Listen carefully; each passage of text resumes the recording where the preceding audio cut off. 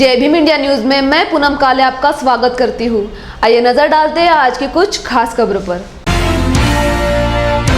66वें धम्म चक्र प्रवर्तन दिन के अवसर पर ओगावा सोसाइटी ने 4 और 5 अक्टूबर 2022 को विश्व प्रसिद्ध ड्रैगन पैलेस टेम्पल कामठी में 2 दिवसीय धम्म चक्र महोत्सव का आयोजन किया गया।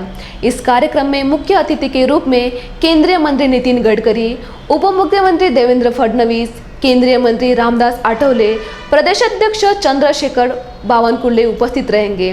साथ ही कार्यक्रम के अध्यक्ष और विश्वविख्यात ड्रैगन पैलेस टेम्पल के प्रमुख पूर्व राज्य मंत्री सुलेखा कुंभारे रहेंगे और इस कार्यक्रम में सभी मौजूद रहे, ऐसा आह्वान सुलेखा कुंभारे ने किया। 66व्या धम्मचक्र प्रवर्तन महोत्सवाच्या निमित्ताने दीक्षाभूमीमध्ये लाखोच्या संख्येने देशाच्या कानाकोपऱ्यातून मोठ्या संख्येने बौद्ध बांधव येत असतात। गेल्या 10 वर्षापासून असा अनुभव आहे की जे दीक्षाभूमीला येतात ते सुद्धा ड्रॅगन पॅलेसला भेट देत असतात आणि दरवर्षीप्रमाणे यावर्षी सुद्धा आम्ही धम्मचक्र महोत्सव हे 2 दिवसाचं आयोजन केलेलं आहे। 4 आणि 5 तारखेला हा महोत्सव होणार आहे। या महोत्सवाच्या निमित्ताने 4 तारखेला पहिल्या दिवशी परमपूज्य डॉक्टर बाबासाहेब आंबेडकरांचं जे शिल्प आहे बाबासाहेब स्मारकामध्ये कामठीमध्ये त्या ठिकाणी माल्यार्पण करून त्यांना मानवंदना देण्यात येईल आणि ध्वजारोहण करण्यात येईल पंचशील झेंड्याचं आणि समता सैनिक दलातर्फे त्या ठिकाणी बाबासाहेबांना अभिवादन करण्यात येईल।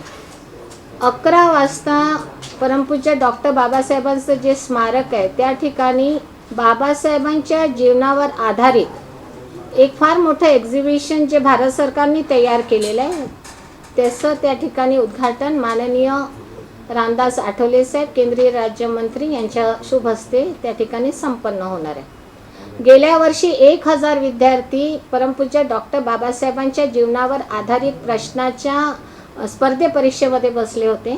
ती परीक्षा यावर्षी सुद्धा आम्ही आयोजित केलेली आहे आणि आमची अपेक्षा आहे की 1000 पेक्षा जास्त विद्यार्थी या स्पर्धे परीक्षेत सहभागी होतील। 5 तारखेला मुख्य समारंभ आहे। या मुख्य समारंभाला केंद्रीय मंत्री माननीय नितिन गडकरी साहेब आणि महाराष्ट्र राज्याचे उपमुख्यमंत्री देवेंद्र फडणवीस साहेब हे प्रमुख अतिथी म्हणून उपस्थित राहणार आहेत। त्यांच्यासोबतच केंद्रीय राज्यमंत्री आठवले साहेब, दीक्षाभूमी स्मारक समितीचे सदस्य राजेंद्र गवई, त्याचप्रमाणे माननीय चंद्रशेखर बावनकुळे साहेब, माननीय आमदार आणि अल्पसंख्याक आयोगाचे सदस्य आहेत ज्यांचं नॉर्थ ईस्टमध्ये फार मोठं काम आहे असे त्या आमच्या बौद्ध सदस्य त्या लामा मॅडम ह्या सुद्धा उपस्थित राहणार आहेत। हा मुख्य समारंभ ड्रॅगन पॅलेसच्या परिसरामध्ये होणार आहे। दोन्ही दिवस सांस्कृतिक कार्यक्रमाचं आयोजन सायंकाळला आम्ही केलेलं आहे। त्यामध्ये परमपूज्य डॉक्टर बाबासाहेब आणि भगवान बुद्धाच्या जीवनावर आधारित हा प्रबोधनात्मक सांस्कृतिक कार्यक्रम त्या ठिकाणी होणार आहे। यावर्षी कोरोनाच्या प्रादुर्भावानंतर मला असं वाटते 4-5 लाखापेक्षा जास्त लोक ड्रॅगन पॅलेसला भेट देतील। येणाऱ्या लोकांकरिता आवश्यक ती सुविधा, नागरी सुविधा, पिण्याच्या पाण्याची व्यवस्था असेल, शौचालय असेल, त्यांची राहण्याची व्यवस्था, पाऊस आला तर ते सर्व व्यवस्था शासनाच्या वतीने आणि आमच्या संस्थेच्या वतीने संयुक्तपणे करण्यात येत आहे। या सर्व कार्यक्रमाला जे धम्म बांधव संपूर्ण देशातून आणि बौद्ध राष्ट्रातून येत आहेत त्यांचं सर्व आम्ही या ठिकाणी स्वागत करतो आहे आणि मोठ्या प्रमाणात या कार्यक्रमाला लोक सहभागी होतील अशी आम्ही अपेक्षा करतो। केंद्रीय जांच एजेंसियों के छापेमारी के बाद केंद्र सरकार ने पीएफआई पर प्रतिबंध लगा दिया है। पीएफआई के जरिए देश में दुष्प्रचार फैलाया जा रहा था। राज्य के उप मुख्यमंत्री देवेंद्र फडणवीस ने इस ऑपरेशन के बाद जानकारी दी है कि इस संगठन के निशाने पर कुछ लोग थे और वे देश पर हमले की साजिश रच रहे थे। फडणवीस ने यह भी कहा है कि पीएफआई साइलेंट किलर है। पीएफआई पर बैन को लेकर जल्द ही राज्यों को नोटिफिकेशन जारी किया जाएगा। इसके मुताबिक पीएफआई और 6 संबंधित संगठनों के खिलाफ कार्यवाही की जाएगी, ऐसा उप मुख्यमंत्री देवेंद्र फडणवीस ने कहा है। पीएफआई के संदर्भ में केंद्र सरकार ने पीएफआई और उनके साथ साथ 6 और उनके फ्रंटल ऑर्गेनाइजेशंस को बैन करने के संदर्भ में अभी एक नोटिफिकेशन निकाला है। ये नोटिफिकेशन राज्यों को भी अधिकारिता देता है। राज्यों में इसकी कार्रवाई करनी है। इसकी कार्रवाई महाराष्ट्र में भी हम लोग करेंगे, क्योंकि लगातार पिछले कई सालों से इस संदर्भ में सारे एविडेंसेस जमा किए जा रहे हैं। इनकी एक्टिविटीज पर नजर रखी जा रही है और विशेष रूप से केरल जैसे राज्य में सबसे पहले ये मांग उठी कि पीएफआई को बैन करना चाहिए। उसके बाद अलग अलग राज्यों में भी इन्होंने कार्रवाई शुरू की। ये विशेष रूप से जो माइनॉरिटीज है उसमें घुसकर वहां पर अनरेस्ट निर्माण करना, वहां पर इंडोक्ट्रिनेशन करना, लोगों का इंडोक्ट्रिनेशन करके लोगों के माइंड्स को पोल्यूट करना, इस प्रकार के काम ये करते हैं। सीधे हिंसा में भी इनका हाथ है। विशेष रूप से पिछले समय महाराष्ट्र में जो त्रिपुरा में घटना ही नहीं घटी उसके विजुअल तैयार करके मानो त्रिपुरा में मस्जिदें जलाई जा रही है, ऐसे गलत विजुअल्स डालकर महाराष्ट्र में भी इन्होंने दहशतगर्दी करने का प्रयास किया। यहाँ पर अलग अलग प्रकार से लोगों को भड़काने का प्रयास किया। कई प्रकार के गैर कानूनी धंधों में भी इनका हाथ है और ऐसे भी सबूत धीरे धीरे सामने आ रहे हैं कि इनके माध्यम से कुछ लोगों को टारगेट किया जा रहा था, कुछ लोग हिटलिस्ट पर रखे जा रहे थे। तो ऐसी कई चीजें इसमें है। विशेष रूप से इन्होंने फंडिंग की भी अपनी व्यवस्था की है। छोटे छोटे अकाउंट निकालकर उसके माध्यम से किसी के ध्यान में ना आए इस प्रकार से ये टेरर फंडिंग कर रहे थे। ऐसी कई चीजें बाहर आई है। तो ये सारी चीजों के ऊपर अब आने वाले दिनों में हम लोग कार्रवाई करेंगे। राज्य सरकार का गृह विभाग इस पूरे मामले को किस तरह से देखता, क्योंकि 6 और संगठनाएं भी जुड़ी हैं। ऐसा है कि इनकी जो सारी संगठनाएं हैं, इससे ज्यादा भी संगठनाएं है या नहीं है, इसकी भी तफ्तीश की जाएगी, सब पे कार्रवाई की जाएगी। वंचितों के नेता एडवोकेट प्रकाश आंबेडकर ने सत्ता संघर्ष पर कल सुप्रीम कोर्ट की सुनवाई पर प्रतिक्रिया दी है। सुप्रीम कोर्ट ने कल जो फैसला सुनाया वह सभी के लिए एक बाध्य रहेगा, लेकिन क्या उसका सम्मान किया जाएगा? मुझे शक है। संविधान और संसद ने हमेशा सावधानी बरती है ताकि कोई भी चुनाव आयोग पर आक्षेप न लगाए। सुप्रीम कोर्ट के पास यह टिप्पणी करने का अवसर था कि अनुच्छेद 15 संवैधानिक है या नहीं, लेकिन ऐसा नहीं हुआ, प्रकाश आंबेडकर ने कहा। साथ ही आंबेडकर ने कल कोर्ट द्वारा दिए गए फैसले की समीक्षा की मांग की है। च्या संदर्भात काल सुप्रीम कोर्टाने निर्णय दिला। सुप्रीम कोर्टाने दिलेला निर्णय हा सर्वांनाच बंधनकारक आहे, परंतु ह्या निर्णयाचा आदर होईल का याच्याबद्दल मला असणारी शंका आहे। संविधानाने आणि पार्लमेंटने दोघांनीही ही दक्षता घेतली की इलेक्शन कमिशन कुठेही कॉम्प्रोमाइज होणार नाही किंवा त्यांच्यावरती शिंतोडे उडल्या जाणार नाहीत अशी दक्षता घेतली। परंतु इलेक्शन कमिशनने स्वतःच्याच अधिकाराखाली सिम्बॉल ऑर्डर 1968 जी काढली त्यामध्ये सेक्शन 15 प्रमाणे एखाद्या पक्षामध्ये सिम्बॉलच्या संदर्भात डिस्प्यूट झालं तर आम्हाला हस्तक्षेप करता येतो असं प्रावधान केला। पहिल्यांदाच मी असं मानतोय की सुप्रीम कोर्टाला संधी आली होती की section 15 of the symbol order हे संविधानिक आहे की नाही याची तपासणी करण्याची, परंतु दुर्दैवाने ती तपासणी झाली नाही। तर इलेक्शन कमिशनला सेनेचं मॅटर डिसाईड करा म्हणून असं सांगण्यात आलं।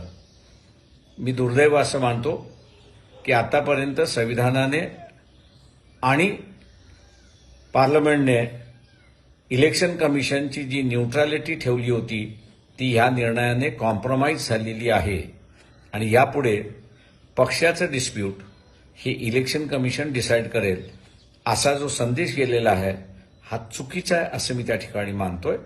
याचं कारण की इलेक्शन कमिशनला आपण फ्रँकनस्टाईन करायला निघालोत का ही दाट शक्यता त्या ठिकाणी येते आणि म्हणून ह्या निर्णयाचा पुनरावलोकन सुप्रीम कोर्टाने करावा अशी विनंती वंचित बहुजन आघाडी करत आहे।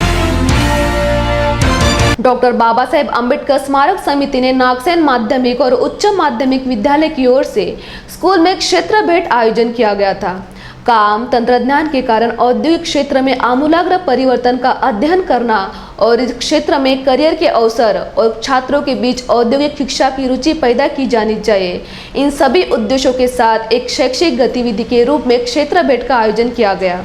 इस अवसर पर वेराक कंपनी के प्रमुख कुमावत राठौड़, अधिकारी, इंजीनियर, साथ ही संस्था की प्राचार्य भावना वंजारी तथा अन्य गणमान्य और छात्र बड़ी संख्या में उपस्थित थे। ते होतं एअर फिल्टर, त्याच्यामध्ये आपण फोम वापरायचो. हे आहे पेपर फिल्टर, त्याच्यामध्ये आपण पेपर हा मीडिया वापरतो. बाकी हे जे ब्लॅक कलरचं आहे बाहेरचं, हे कशाने तयार झालं असेल? प्लास्टिक. आणि ती प्रोडक्शन टेक्नॉलॉजी कोणती?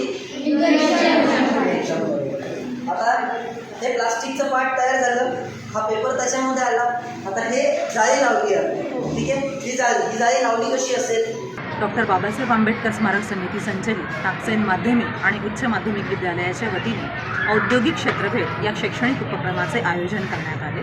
विद्यार्थ्यांना औद्योगिक क्षेत्रात ऑटोमोबाईल्स कंपनीमध्ये कशा पद्धतीने काम चालते आणि एकंदरीतच औद्योगिक शिक्षणाची आवड विद्यार्थ्यांमध्ये निर्माण व्हावी आणि त्याचप्रमाणे औद्योगिक क्षेत्रातील नवीन नवीन करिअरच्या संधी आणि नोकरींच्या ज्या संधी आहेत ज्या उपलब्ध होत आहेत विद्यार्थ्यांना त्याची एकंदरीत माहिती मिळावी आणि त्यासाठी लागणारी शैक्षणिक पात्रता आणि या सर्व गोष्टींचा विद्यार्थ्यांना त्या पद्धतीने त्यांना मार्गदर्शन मिळावे या उद्देशाने आम्ही वेरॉक इंजिनिअरिंग प्लांट जो आळूज येथे आहे तिथे पॅन्थर पॉवर कामगार संघटनेच्या वतीने आम्ही हा एक उपक्रम तिथे राबविला आणि विद्यार्थ्यांना औद्योगिक क्षेत्रामध्ये कशा पद्धतीने घडामोडी चालतात आणि औद्योगिक क्षेत्रात कशा पद्धतीने कामकाज चालते याचं माहिती मिळवून देण्यासाठी आम्ही या शैक्षणिक उपक्रमाचे आयोजन केले. जय भीम इंडिया न्यूज में लेते एक छोटा सा ब्रेक। क्या हुआ बहू? माँ, पाइल्स की बहुत तकलीफ हो रही है। तो तुम गुदरोग सर्जन के पास क्यों नहीं गई? देखो, जैसे हार्ट के लिए हार्ट स्पेशलिस्ट, ब्रेन के लिए ब्रेन स्पेशलिस्ट, तो पाइल्स के लिए पाइल स्पेशलिस्ट क्यों नहीं? स्त्री हो या पुरुष, टॉयलेट में तकलीफ केवल पाइल्स ही नहीं और भी कई प्रकार के गुदरोग तथा कैंसर भी हो सकता है, इसीलिए इसकी प्रत्यक्ष जांच जरूरी है। ठीक है माँ, पर जांच के लिए हम जाएंगे कहाँ? वही काले आयुर्वेदिक पाइल्स हॉस्पिटल में। लेकिन माँ, प्रेगनेंसी में पाइल्स की दवाइयाँ? प्रेगनेंसी में आयुर्वेदिक दवाइयाँ सुरक्षित होती है। जनहित में जारी काले आयुर्वेदिक पाइल्स हॉस्पिटल, औषधि चिकित्सा तथा सर्जरी ट्रीटमेंट उपलब्ध। हमारा पता उमरेड रोड, दिघौरी बस स्टॉप के पास, नागपुर। अधिक जानकारी के लिए वेबसाइट पर जाएं kalepailshospital.com। ब्रेक के बाद आपका स्वागत है। बांधकाम कर्मियों को दिवाली के पार्श्वभूमि पर 10,000 बोनस उनके खाते में जमा करना चाहिए। इस बात को लेकर कोल्हापुर वंचित बहुजन माथाड़ी ट्रांसपोर्ट जनरल कर्मी यूनियन की ओर से सहायक आयुक्त इनको निवेदन दिया गया। 15 दिन के अंदर पैसे जमा नहीं किए तो जन आक्रोश आंदोलन किया जाएगा, ऐसी चेतावनी दी गई। इस वक्त शहर अध्यक्ष संजय गुदगे, जिला संपर्क प्रमुख प्रशांत वाघमारे, महिला अध्यक्ष सलमा मेमन, सुहासिनी माने, सविता सोनटके, कल्पना शेडगे तथा अन्य कार्यकर्ता मौजूद थे। माथाडी ट्रान्सपोर्ट व जनरल कामगार युनियन कोल्हापूर जिल्ह्याच्या वतीनं आदरणीय प्रकाशदा बाळासाहेब आंबेडकर साहेबांच्या आदेशानं आज आम्ही माननीय जिल्हाधिकारी कोल्हापूर यांना निवेदन देण्याचं कारण म्हणजे जे बांधकाम मजूर आहेत गेले कोरोना काळामध्ये, नंतरनं महापुरामध्ये, त्यानंतरनं या महागाईमध्ये या बांधकाम कामगारांना रोजंदारी करण्यासाठी काम नसल्यामुळे त्यांना राहण्यासाठी निवारा नाही. निवारा सर्वात महत्त्वाचा विषय आहे. निवारा मिळणं हे प्रत्येक कामगाराचा अधिकार आहे. त्यासाठी आम्ही आज सांगली आपले जे महाराष्ट्राचे कामगार मंत्री माननीय सुरेश खाडेसाहेब यांनी सांगली जिल्ह्यामध्ये प्रत्येक बांधकाम कामगारांना घरकुल योजना मिळावं यासाठी प्रत्येक कामगारांचं घरकुल योजनेसाठी सर्वे करून त्यांना प्रत्येक कामगारांना घर मिळवून देण्याचं आश्वासन दिलेलं आहे. फक्त त्यांनी सांगलीमध्येच ही योजना चालू केलेली आहेत, तर ती योजना कोल्हापूरसह राज्यामध्ये ते त्यांनी लागू करावं यासाठी आपण आग्रही आहोत. कारण कामगार मंत्री हे जे तुम्ही मंत्री म्हणून पद भूषवता ते फक्त सांगलीसाठी मर्यादित नसून ते पूर्ण राज्यासाठी आहे. तुम्ही ते राज्यासाठी ते विषय घ्यावा ही आम्ही आग्रहाची मागणी करतो. त्या पद्धतीनंच बांधकाम कामगारांना गेले 4-5 वर्षापासून दिवाळीचं गोड साजरी करता न आल्यामुळं त्यांना दिवाळी बोनससाठी 10,000 रुपये प्रत्येक कामगारांना या दिवाळीच्या आतमध्ये त्यांनी 10,000 रुपये दिवाळी बोनस जाहीर करावं असंही दुसरी एक आग्रहाची मागणी आहे. त्या पद्धतीनेच नाही दिलं तर तुम्ही काय? त्या पद्धतीने कोल्हापूर जिल्ह्याला सहाय्यक कामगार आयुक्त हे पद प्रभारी असून 7-8 वर्ष झाले एकच प्रभारी म्हणून अधिकारी काम करतो. त्यांच्यासाठी त्यांच्याकडे 3 ते 4 जिल्हे त्यांना दिलेले आहेत. त्यासाठी कोल्हापूरला त्यांना वेळच देता येत नाही. त्यासाठी कायमस्वरूपी त्यांनी सहाय्यक कामगार आयुक्त हे पद कायमस्वरूपी कोल्हापूरला मिळावं हेच आम्ही आग्रहाची मागणी त्यांना दिलेलं आहोत. हे जे आपले तिन्ही विषय आहेत हे येत्या 15 दिवसामध्ये महाराष्ट्र शासनाने कामगार मंत्र्याने लवकरात लवकर 15 दिवसामध्ये निर्णय घ्यावा. अन्यथा आम्ही वंचित बहुजन माथाडी ट्रान्सपोर्ट जनरल कामगार युनियन व बांधकाम कामगार व इतर सगळ्या कामगारांना एकत्र करून आम्ही कामगार मंत्री यांच्या घरावर जन आक्रोश मोर्चा काढणार आहोत. दशहरा मेला बस कुछ ही दिन दूर है. कई लोग इस पर कमेंट कर रहे हैं. इस पर स्वास्थ्य मंत्री तानाजी सावंत ने भी प्रतिक्रिया की है. दशहरा कोई एक व्यक्ति का नहीं है. सावंत ने कहा है कि दशहरा सभा विचारों के बारे में है. लोग शिंदे का भाषण सुनने के लिए बेताब है. उन्होंने यह भी विश्वास व्यक्त किया है कि हमारी दशहरा सभा 10 लाख से अधिक होगी. नाही, मला अजून तरी काय तसं सांगितलेलं नाही. आणि जबाबदारी माणसं आणा वगैरे असली जबाबदारी नाही. मनातून उत्स्फूर्त हा प्रतिसाद आहे. लोक सौखुशीने येणार आणि आमचा दसरा मेळावा 10 लाखाच्या पुढे होणार. पण आता एवढी मोठी गर्दी होणार आहे, वाहतूक कोंडी मोठ्या प्रमाणात मुंबईच्या वेशीवर होणार आहे. आता तो वाहतूक विभागाला थोडं विचारा ना. आता मी त्या खात्याचा मंत्री नाही, मी आरोग्याचा आहे. परिवहन विभागाच्या बरेचशा गाड्या बुक केल्यात आता. तेही मला माहित नाही. नाही नेणार असं नाही. माझ्या मतदारसंघातनं उत्स्फूर्तपणे आम्ही नेणार वगैरे कोणी नाही. So called self motivated public आहे. त्यांना अतिशय आनंद झालेला आहे. ते स्वतःची सोय करून येणार. जवळपास 10 ते 15 हजार लोक येणार. माझी तब्येतच नव्हती, माझी तब्येतच ठीक नव्हती. मी उठून डायरेक्ट कार्यक्रमाला आलो. आता बघितल्यानंतर परत पण थापा आधी म्हणजे मातोश्रीवर गेले तेव्हा थापा पाहिलाय, माहित आहे ना. मग आलाय तुमच्याकडे. मग ठीक आहे ना, स्वागत आहे त्यांचं. सर काल अब्दुल ते आले आमच्याकडं किंवा हे गेले आमच्याकडे असा तो विषय नाही आहे. हा विचाराचा निरंतर प्रवास आहे. ज्याला हे विचार आवडले, बाळासाहेबांचे विचार आम्ही ज्यावेळेस पुढे घेऊन जातोय ते आवडले म्हणून एक माणसं आम्हाला जॉईन व्हायला लागले. की दसरा मेळावा हा विचारांचा मेळावा असतो, कोणाच्या व्यक्तीचा मेळावा नसतो.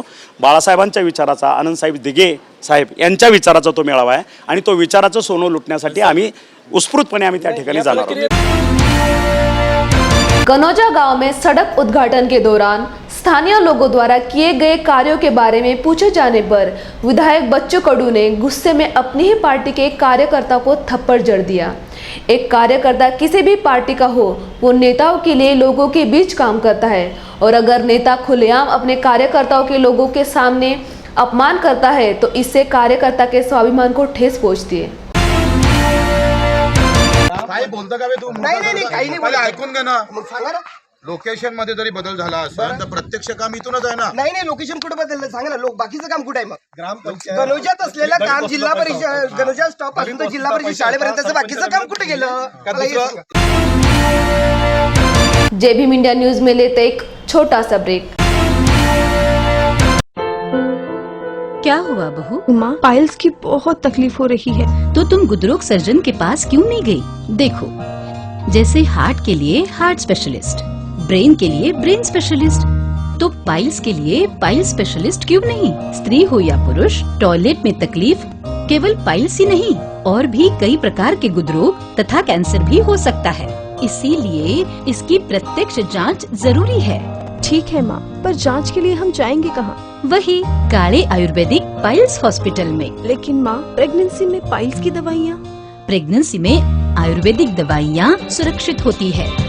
जनहित में जारी काले आयुर्वेदिक पाइल्स हॉस्पिटल, औषधि चिकित्सा तथा सर्जरी ट्रीटमेंट उपलब्ध. हमारा पता उमरेड रोड दिघौरी बस स्टॉप के पास नागपुर. अधिक जानकारी के लिए वेबसाइट पर जाएं kalepailshospital.com.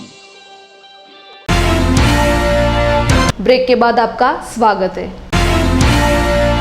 पीपल्स रिपब्लिकन पार्टी के राष्ट्रीय कार्याध्यक्ष जयदीप कवाड़े के 39वें जन्मदिन के अवसर पर पीपल्स रिपब्लिकन पार्टी मुख्यालय आनंद नगर सीताबड़ी नागपुर में पीपल्स रिपब्लिकन पार्टी नागपुर जिले की ओर से उनका जन्मदिन उत्साह के साथ मनाया.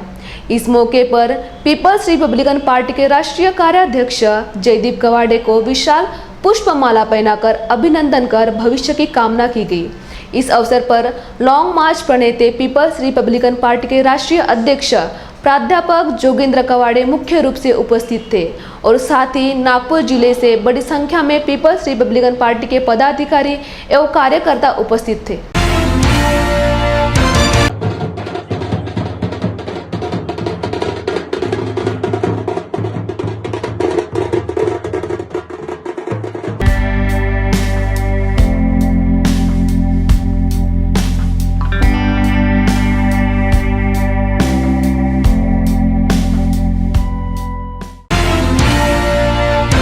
हाल ही में अमरावती के चांगापुर मंदिर में एक ओबीसी किसान सम्मेलन आयोजित किया गया था।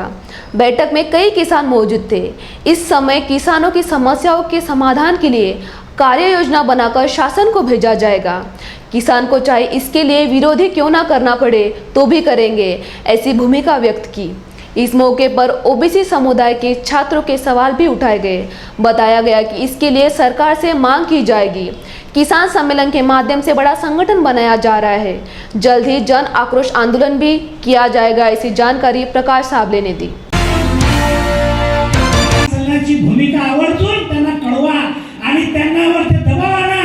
जर आम्ही तुमच्या पक्षात काम करत असतो आणि करत आहोत तर या ओबीसीमध्ये लोकसभेमध्ये राज्यसभेमध्ये जर प्रतिनिधी तुम्ही जर आवाज उठवणार नाही तर आम्ही तुम्हाला यावर तुम्ही विचार करा, अशी आमच्या राष्ट्रीय ओबीसी महासंघाची भूमिका आहे। मध्ये स्वागत आहे।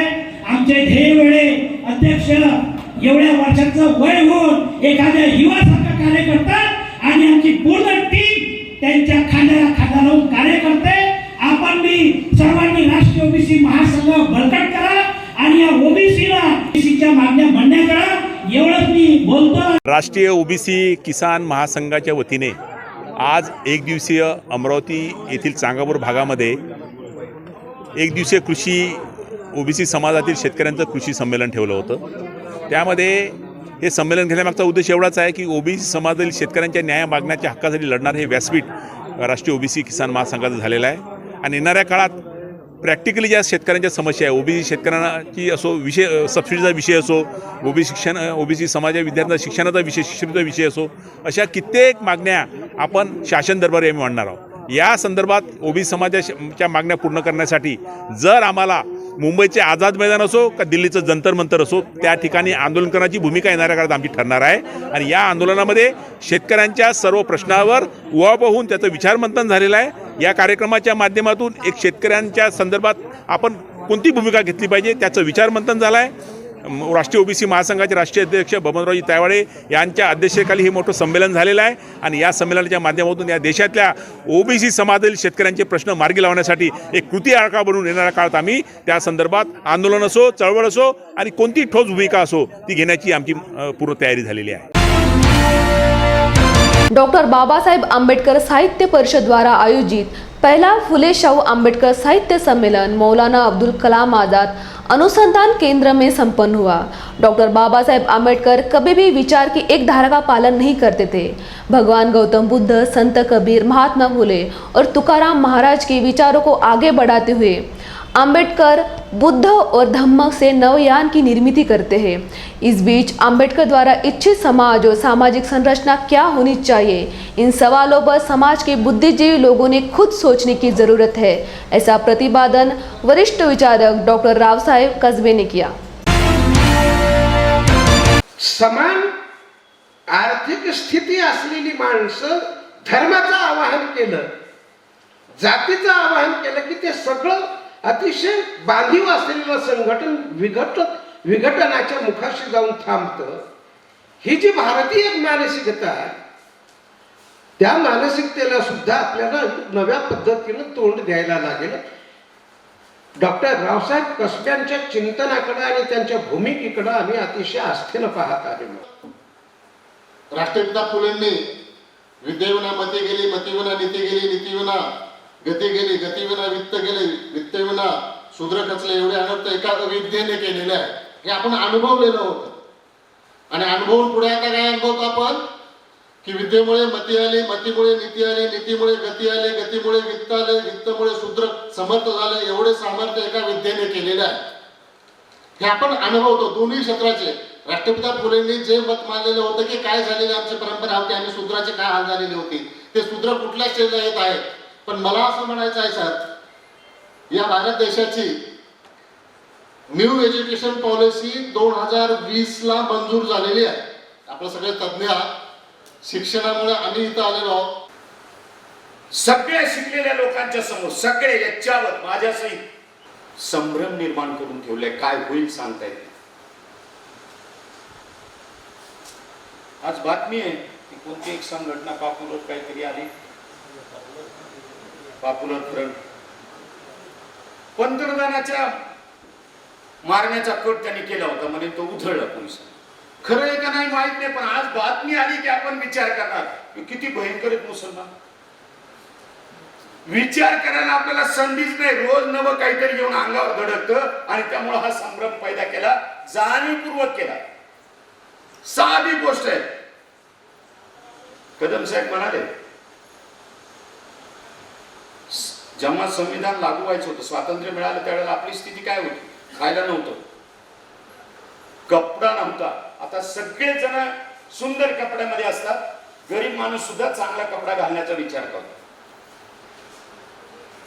आता सहज आठवलं म्हणून सांगतो आपल्याला कसा विचार करतात शिक्षक, प्राध्यापक. गमतीशीर आहे ते सगळं.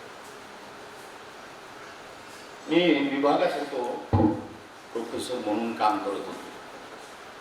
एका पोराला मदत करावी म्हणून मी थोडस प्रशासनाचं या पोराला गरज आहे.